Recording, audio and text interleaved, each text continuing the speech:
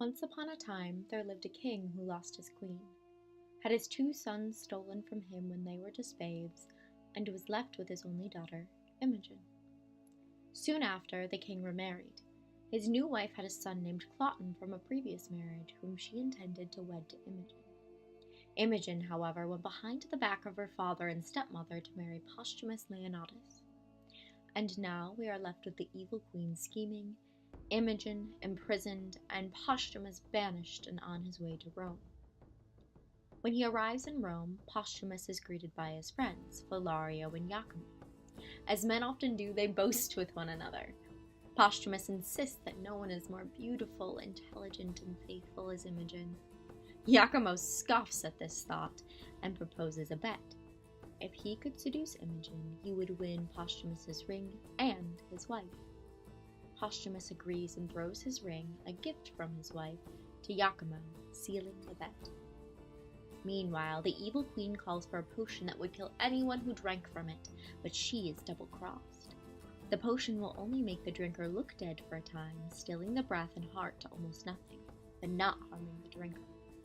She gives this potion to Pisanio, Posthumus's servant who stays at Imogen's side. When Iachimo arrives in Britain, he tells Imogen of her husband's unfaithfulness and uses this to try to convince Imogen to sleep with him. She is appalled and refuses. Thinking on his feet, Iachimo then asks Imogen if he can store his trunk, filled with valuable objects, in her chambers before he leaves them. Little did she know, the valuable objects stored in that trunk would be Iachimo himself. After Imogen falls asleep, Iachimo climbs out, takes detailed notes of her room, and steals the bracelet given to her by Posthumus. When Iachimo returns to Rome to share the news of his conquest, he uses this knowledge and Imogen's bracelet as evidence. Believing Iachimo, Posthumus, in a rage, writes a letter instructing Pisanio to murder his wife. However, Pisanio knows his master's words cannot be true, so he and Imogen escape to Wales, where he tells her about the letter and encourages her to disguise herself as a boy to find her husband. As a parting gift, Pisanio gives Imogen the potion given to him by the evil queen, thinking it is medicinal. Back in Britain, the king and evil queen discover that Imogen is missing, and Pisanio sends Cloten on a wild goose chase through the Welsh countryside.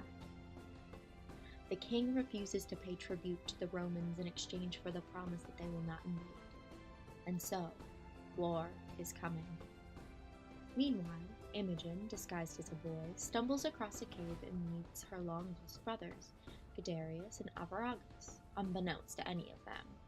She then falls ill and takes the potion Pisanio gave her, falling into a deep sleep. On the wild goose chase Pisanio sent him on, Cloten is disguised as Posthumus with the intent to rape Imogen and kill her husband.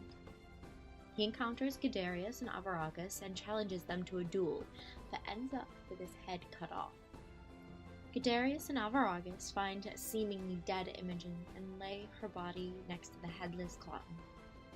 When Imogen wakes, she sees the body dressed in her husband's clothes and, thinking it is him, grieves his death and curses Pisanio for trying to kill her. Imogen then gets swept up into the employment of the Roman general when the Roman forces land in Britain. Hearing the oncoming commotion, Guiderius and Avaragus make their way to assist the king's forces, even though they just killed the prince. Meanwhile, Posthumus receives a bloody handkerchief from Pisanio. Imogen is dead, or so he thinks. Feeling intense remorse, he changes out of his Roman uniform and dresses himself as a British peasant to punish himself. The battle itself is a whirlwind. Upon the British victory, Posthumus, still trying to punish himself, changes back into his Roman uniform and is taken prisoner by the British to be hanged in the morning.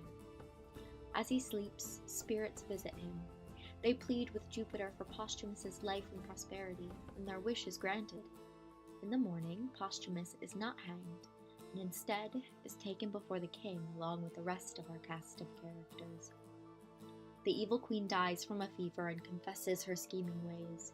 Guiderius and Avaragus are honored for their valiant service to the king in battle.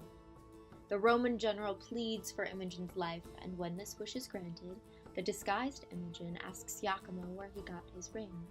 He, in turn, confesses his trickery. Imogen then reveals her true self and is reunited with her husband. Guiderius and Avaragus are revealed to be the king's stolen sons. And finally, the king frees the Roman prisoners and peace and prosperity falls on Britain. All is well, and our cast of characters live happily ever after.